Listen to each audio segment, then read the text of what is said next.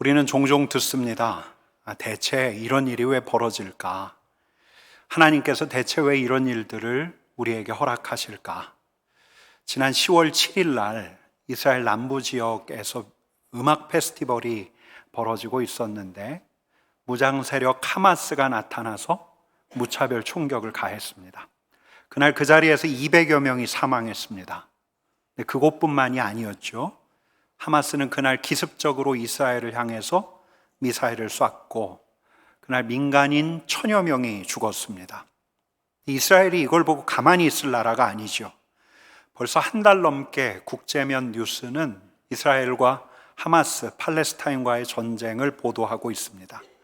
하마스는 팔레스타인 해방이라는 정치 구호를 앞세워서 이스라엘 땅에서 유대인의 존재 자체를 부정하려고 하고 있습니다. 이스라엘은 자위권을 앞세워서 이 가자 지구를 맹폭하고 있는데 여러분, 이 전쟁이 언제 끝날까요? 아버지가 오열했습니다. 친구 집에 놀러 갔던 8살 딸 아이가 그 하마스 기습 공격에 당했다는 소식을 듣고, 근데 딸이 살아있다는 반가운 소식을 들었는데 마음이 철렁했습니다. 딸이 가자 지구에 인질로 끌려간 게 아닌가? 대체 왜 이런 일이 벌어질까? 엊그제는 팔레스타인 13살 소년의 사진이 인터넷에 올랐습니다. 이 팔레스타인 13살짜리 소년의 꿈은 100만 명의 구독자를 모으는 유튜버가 되는 게 꿈이었습니다. 근데 가자지구 공습으로 인해서 이 아이가 죽었습니다.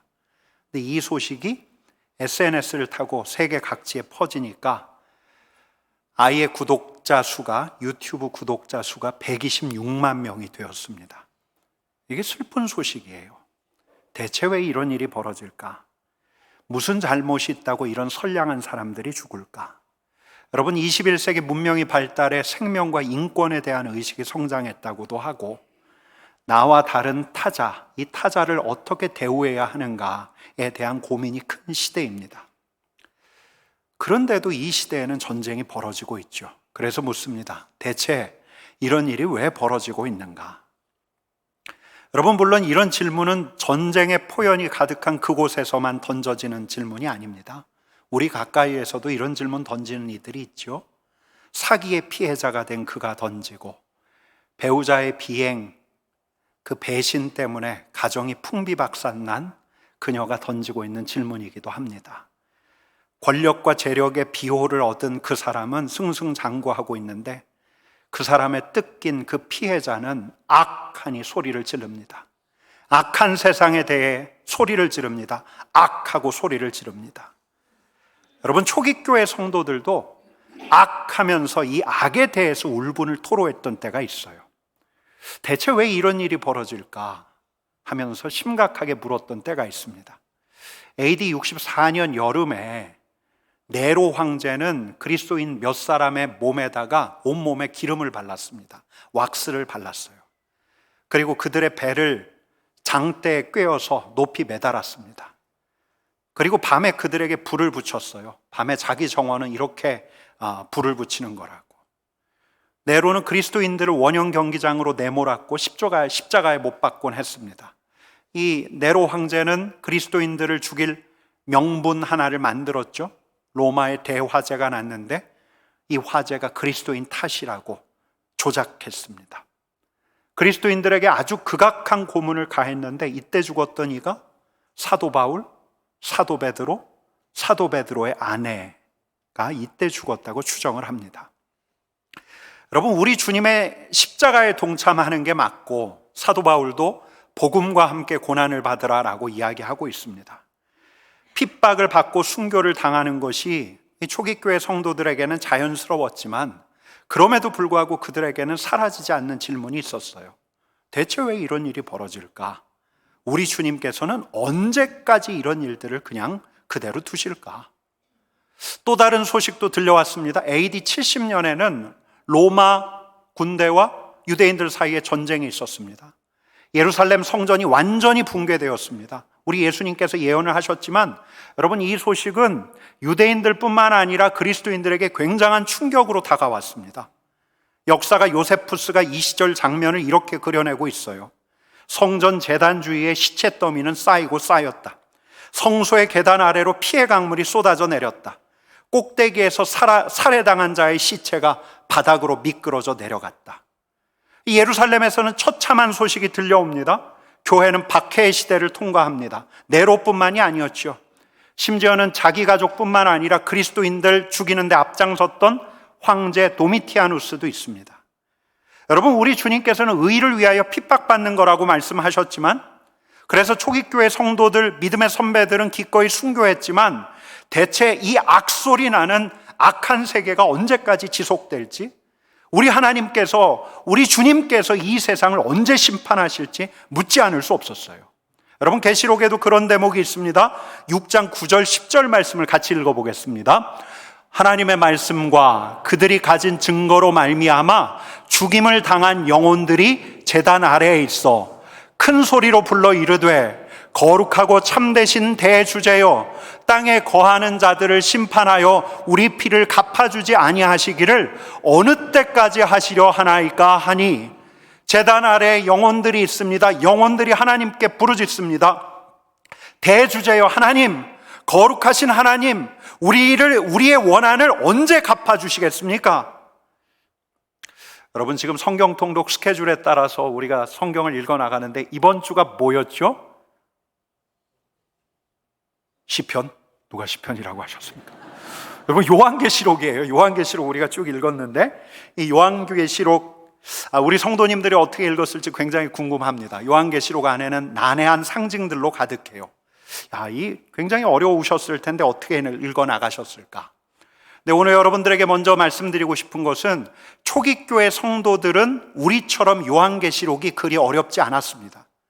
왜냐하면 그들은 구약에 나오는 상징들, 에스겔, 다니엘, 스가랴서에 나오는 상징들을 익히 알고 있었어요. 그리고 계속 듣고 있었습니다. 위대한 사도들, 신앙의 선배들이 순교한다는 소식을, 극악무도한 공중의 권세 잡은 자가 이 악이 기승을 부리고 있다는 소식을 듣고 있었어요. 예루살렘에서 전쟁이 일어나서 예루살렘 성전에서 엄청난 사륙이 있었다는 소식도 들었어요. 이런 심각한 상황에 직면했던 이들이니까 공동체 안에서 이 계시록을 쭉 읽어 나갈 때 여기에 나오는 수많은 상징들, 숫자들, 심판과 전쟁의 이미지가 별로 낯설지 않은 거예요. 대체 왜 이런 일이 일어나는가? 언제까지 악이 성행하는가? 여러분, 이런 질문을 가졌을 이 초기교회 성도들과 함께했던 장로 요한이 환상 중에 하늘의 열린 문 안으로 들어갑니다. 여러분, 요한이 무엇을 보았습니까? 천상의 세계에서 하늘 보좌에 계신 분이 있었습니다. 여러분, 그 보좌에 계신 분이 누구시죠? 하나님이세요. 지존자 되신 우리 하나님이 보좌에 앉아 계셨습니다. 근데 우리 하나님께서 손에 두루마리를 들고 계셨습니다. 앞으로 일어날 일들이 적힌 두루마리. 근데 그 두루마리가 임봉이 되어 있어요. 어떤 내용이 적혀져 있는지 알 수가 없어요. 봉인이 되어 있어서. 여러분, 그래서 요한은 울었어요. 앞으로 일어날 일들을 알고 싶었어요. 대체 언제까지 악이 관영할까? 우리 주님께서 이 세계를 새롭게 통치하실 날이 대체 언제일까? 우리 주님을 믿는 믿음은 분명히 있었지만 여느 성도들처럼 그도 궁금했습니다. 근데 우리 하나님께서 하실 앞으로의 일들이 저 두루마리 안에 적혀져 있다고 하는데 그게 임봉이 되어 있으니까 그는 답답해서 울었어요. 여러분, 바로 그때 요한이 봅니다. 하늘 보좌에 어린 양이 서 계셨어요. 죽임당하신 어린 양이 서 있었습니다. 여러분, 이분이 누구십니까? 예수 그리스도였어요. 여러분, 이 예수 그리스도께서 하나님 손에서 그 두루마리를 받으셨어요. 여러분, 그리고 요한이 무엇을 보냐면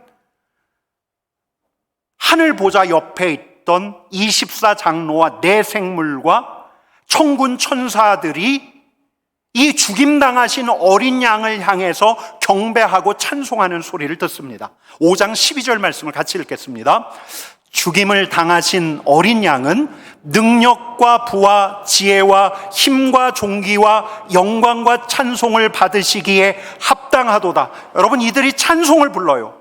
능력과 부와 지혜와 힘과 존귀와 영광과 찬송을 받으시기에, 여러분 몇 가지죠? 7가지예요. 요한계시록에서는 계속 완전수 7이 나와요. 완전한 찬송을 죽임당하신 어린 양께 올려드리는 거예요. 여러분, 이 일이 있고 난 다음에 드디어 바로 이 어린 양 예수 그리스도께서 그 두루마리에 있는 인봉을 하나씩 떼어 가는데, 첫 번째 인을 딱 뗄 때 흰말을 탄 자가 면류관을 받고 이기고 이기려고 했습니다. 두 번째 인을 딱 뗐더니 붉은색 말을 탄 자가 땅에서 평화를 제해버립니다. 그러고 났더니 세상 안에 서로 싸우는 일들이 일어나요. 전쟁이 벌어집니다. 죽임당하신 어린 양이 세 번째 인을 딱 뗐더니 검은 말 탄 자가 나타납니다. 세상에 흉년이 듭니다. 네 번째 인을 떼었더니 청황색 말을 탄 자가 나타납니다. 사망의 세계가 입을 벌립니다. 아마도 역병일 수 있습니다. 여러분, 무시무시하지 않습니까? 장래 어떤 일이 일어납니까? 엄청난 가공할 만한 사건이 차례차례 땅에 덮치는 거예요. 다섯 번째 인을 딱 뗐더니, 여러분, 우리가 아까 읽었던 대목인데 죽임당한 영혼들의 소리가 들려옵니다. 다시 한번 읽습니다. 10절 읽습니다. 거룩하고 참되신 대주제여, 땅에 거하는 자들을 심판하여 우리 피를 갚아주지 아니하시기를 어느 때까지 하나이까? 여러분, 맞습니다. 이 질문이 끊이지 않았어요.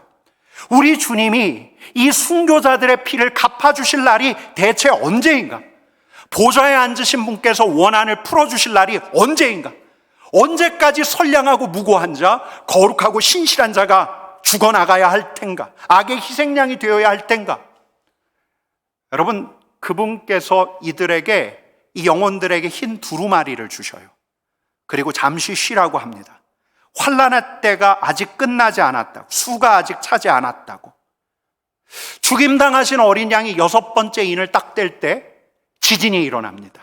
그 장면이 펼쳐져요. 해가 검어져요. 달이 핏빛이 되어요. 심판의 날, 진노의 날이 이런 거예요.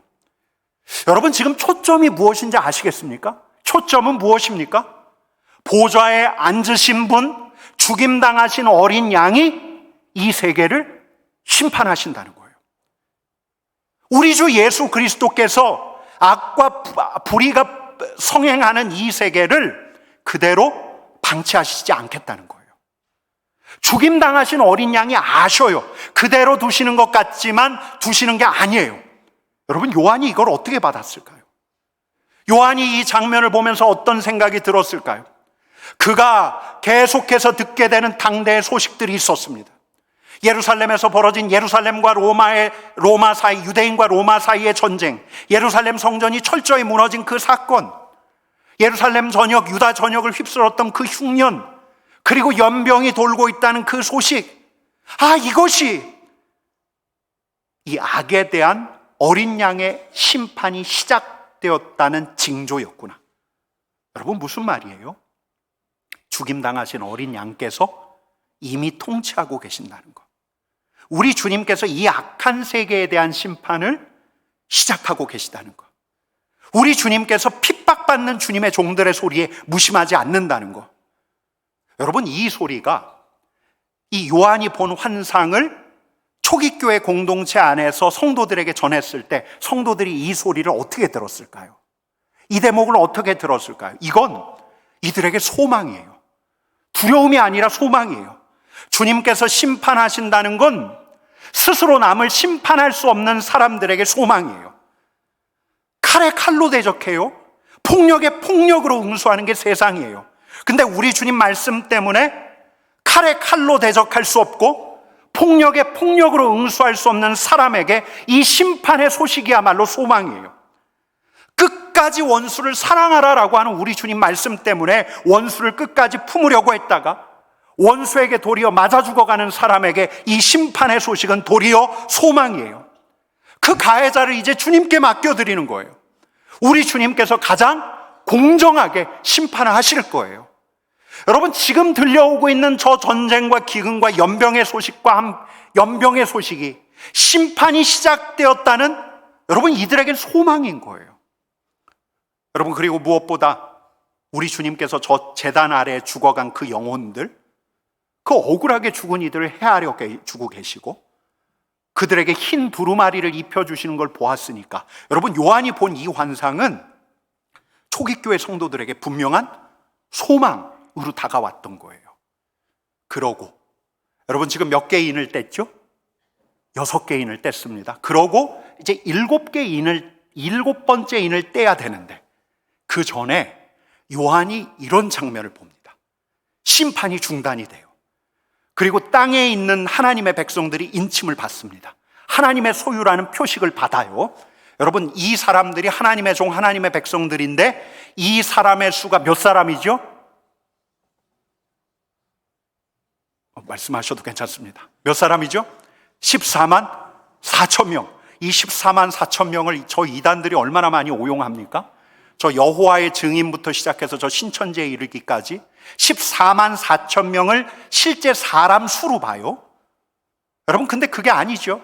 이스라엘의 완전수 12 곱하기 12, 그 다음에 많은 수를 나타내는 1000, 이렇게 수없이 많은 하나님의 백성들이 새로운 하나님의 땅을 차지하게 될 것이다. 여러분, 그런 말이죠.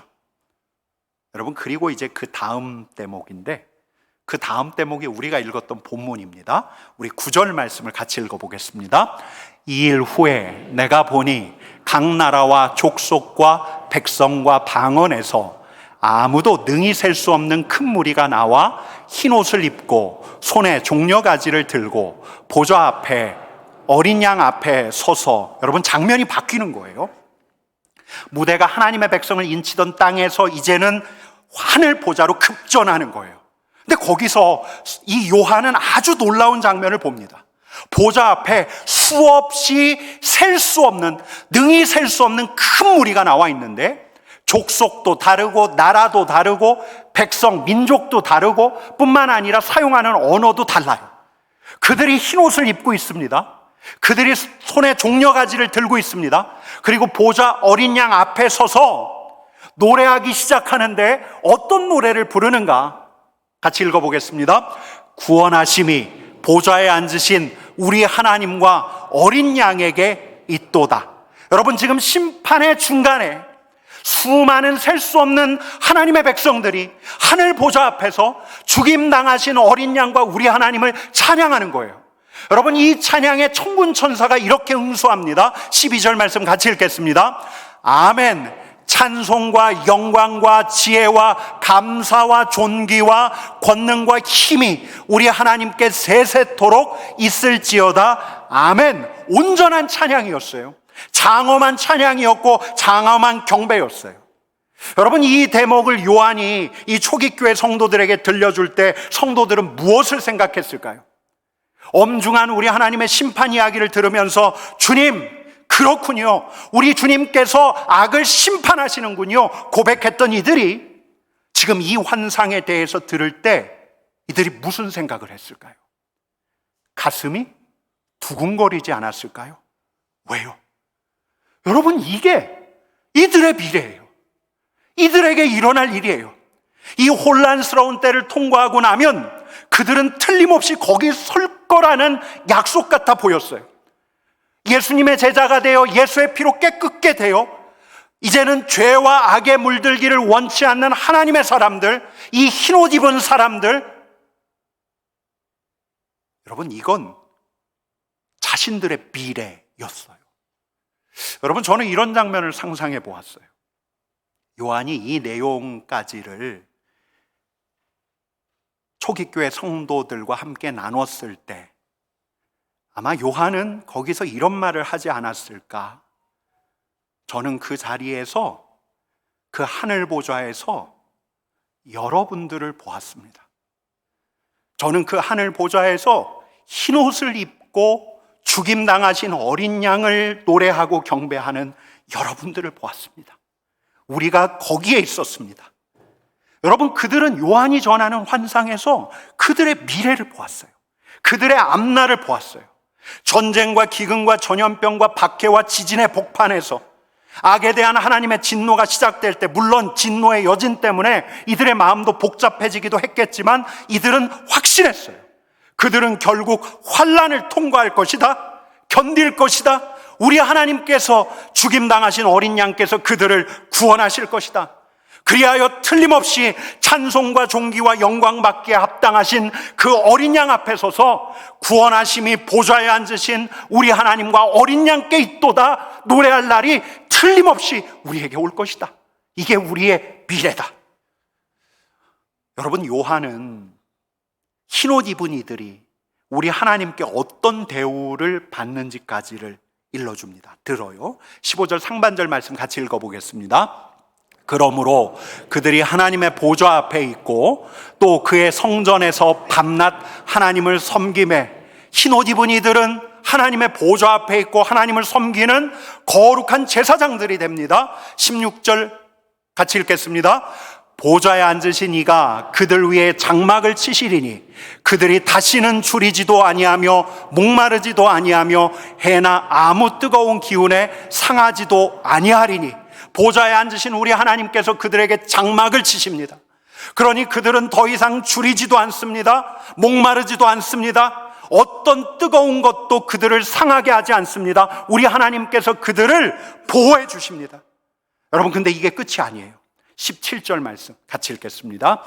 이는 보좌 가운데 계신 어린 양이 그들의 목자가 되사 생명수샘으로 인도하시고 하나님께서 그들의 눈에서 모든 눈물을 씻어주실 것임이라. 아멘. 여러분, 보좌 가운데 계신 그 어린 양이 친히 목자가 되셔서 이 흰옷 입은 사람들을 생명수샘으로 인도하셨는데, 여러분, 그러고 나서 어떤 일이 벌어집니까? 하나님께서, 성부 하나님께서 그들 눈에서 그들의 눈물을 그 물로 씻어주시는 장면이 나옵니다. 여러분, 대체 왜 이런 일이 일어납니까? 묻는 초기교회 성도들에게 여러분, 이 말씀은 엄청난 위로인 거예요. 죽임당하신 어린 양이 목자 되셔서 생명수샘으로 인도하시는 거기서 끝나는 것이 아니라 성부 우리 하나님께서 생명샘에서 물을 떠서 그들의 눈에 있는 눈물을 씻어주셔요.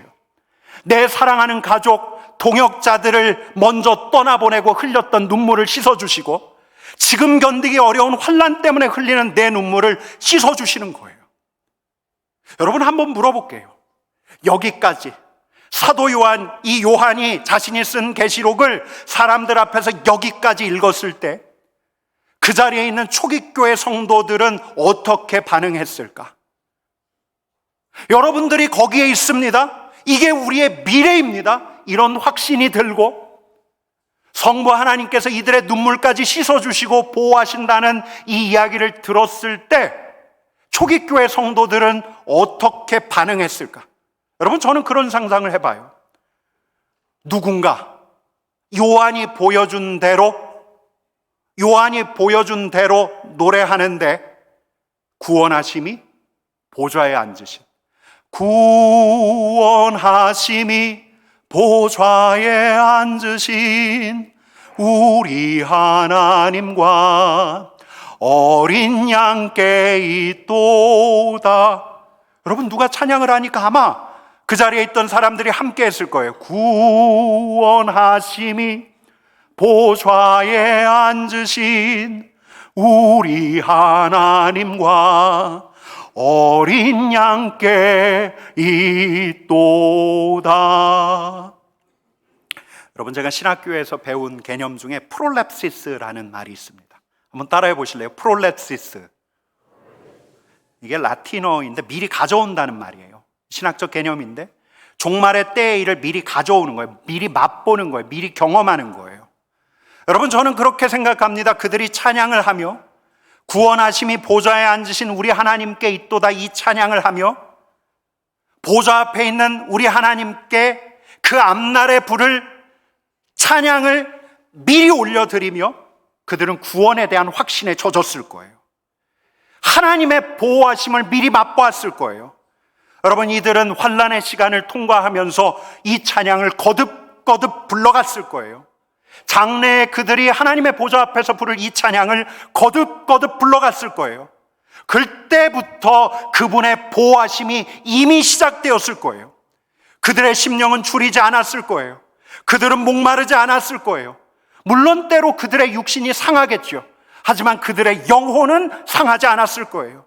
그들이 눈물을 흘릴 때도 있었겠죠. 그러나 우리 하나님께서 그때마다 그들의 눈물을 닦아주셨을 거예요. 여러분, 이게 프롤랩시스 미리 경험하는 거예요. 찬양 가운데, 찬양 가운데. 환난 중에 찬양하며 고난 중에 찬양하며 그들은 하나님의 보호하심과 다스리심을 미리 맛보며 그 환난을 이겨냈을 거예요. 소망으로 가득 차 환난을 이겨냈을 거예요. 찬양으로 환난을 이겨냈을 거예요. 여러분, 노진준 목사님이란 미국에서 목회하시는 분이 있는데 이분이 쓴 책에 이런 이야기가 나와요. 리차드 스턴스라고 월드비전 총재였던 분이 2011년에 IT를 찾습니다. 2010년에 IT에서 대지진이 있었습니다.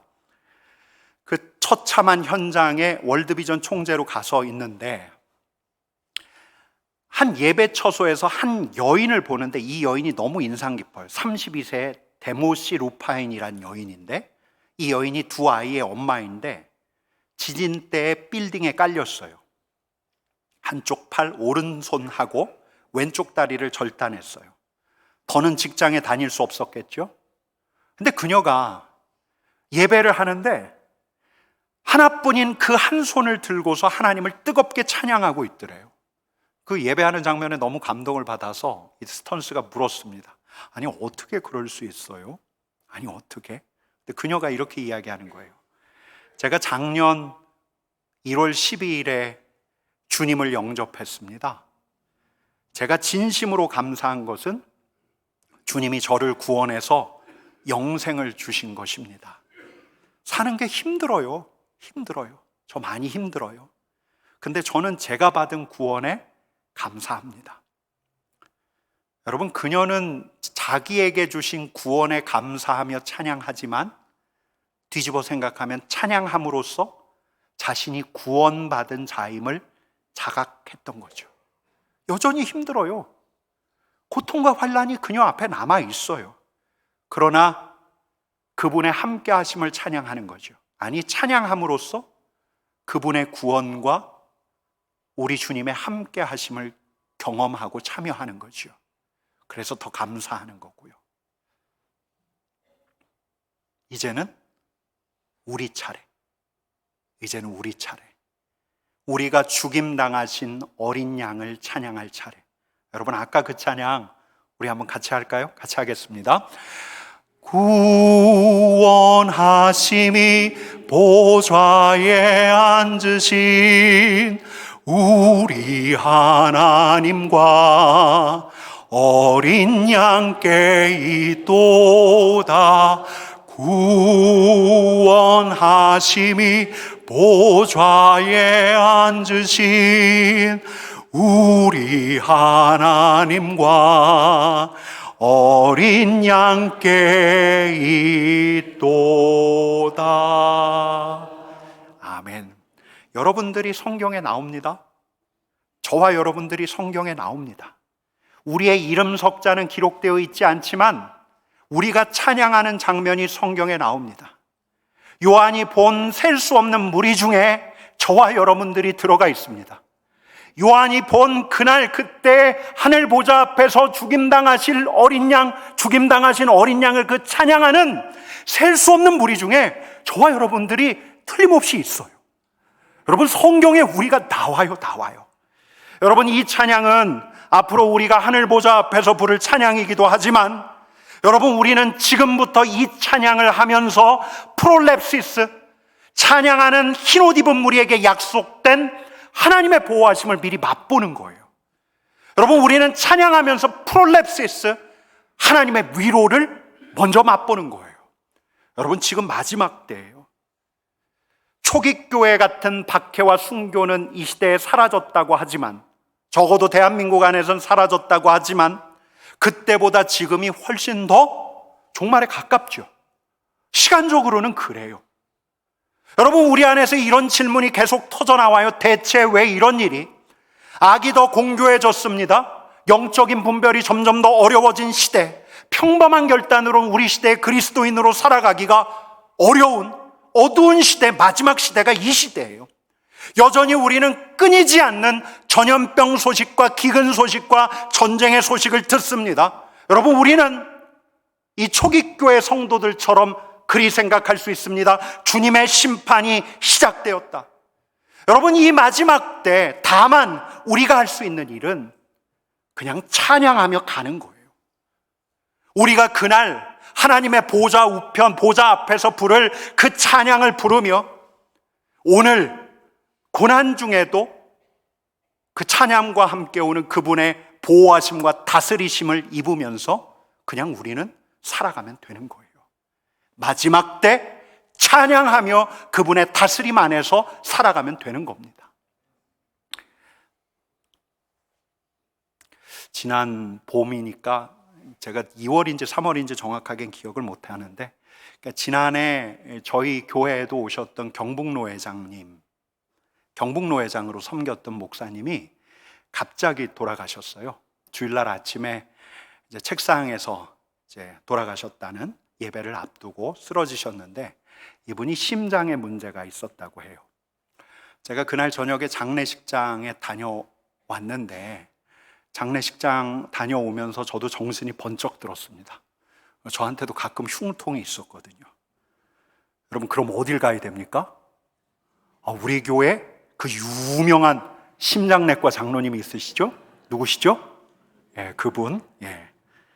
근데 그 주에 그래서 그 장로님을 찾아뵈었는데, 검사를 하시더니 아주 당혹스러운 진단을 하셔요. 저한테 선천성 심장병이 있대요. 그 진작 알았으면 군대 안 갈 텐데. 심장 안에 그 우심방 좌심방이 있는데 그 사이에가 막혀 있어야 하는데 저절로 막히는데, 성장하면서 저는 그게 안 막혀가지고 피가 새고 있대요. 예전에는 가슴 열어서 수술했는데 이제는 시술이면 된다고, 그거 안 하면 갑자기 그냥 위험해지는 경우도 있다고 시술을 했는데요. 제가 그날 시술하러 들어가는데 천장을 보면서 이런 생각이 들었어요. 히스기야에게 우리 하나님께서 15년 생명을 연장시켜 주셨던 것처럼 하나님께서 원래 제가 살 그 생명보다 한 15년쯤 연장시켜 주실 수도 있겠다. 그냥 그런, 내가 생명 연장을 하는구나. 그런 감사함으로 이제 시술하러 들어갔는데, 지지난주에 제가 종종 찾던 수양관에서 며칠 머물렀어요. 근데 하루는 한 찬양이 생각이 났어요. 그 찬양의 가사가 이렇습니다. 이 험한 세상 지날 때 주께서 인도해 주시네. 어디서나 언제든지 주님의 품 안에서. 이 험한 세상 지날 때 주께서 인도해 주시네. 나 모든 것 다 이기며 내 주 따라 살리라. 제가 이 찬양을 막 부르는데 그냥 마음이 울컥해요. 그러면서 감사가 왔어요. 선명하게 깨달아지는 게 있었어요. 주님께서 나를 인도해 주고 계시는구나. 내가 주님의 선한 다스림 가운데 있구나. 찬양하면서 그분의 인도하심과 그분의 다스리심을 자각하고 그 다스리심 안으로 들어갈 수가 있었어요. 여러분, 마지막 때예요. 지금이 마지막 때예요. 대체 왜 이런 일이 벌어질까 묻게 되는 마지막 때인데, 우리는 다만, 이 종말을 살아가는 우리는 다만 찬양하면서 그분의 다스리심 안에서 살아가면 되는 거예요. 찬양하면서 그분의 인도하심과 보호하심 가운데 머물며 살아가면 되는 거예요. 초기교회 성도들처럼 이 험한 세상에서 흰옷을 준비하며 찬양하며 살아가는, 그분의 장막 안에서 살아가는, 마지막 때를 그리스도인으로 살아가는 우리 삼덕의 가족 되기를 간절히 축원합니다. 우리 같이 기도합시다.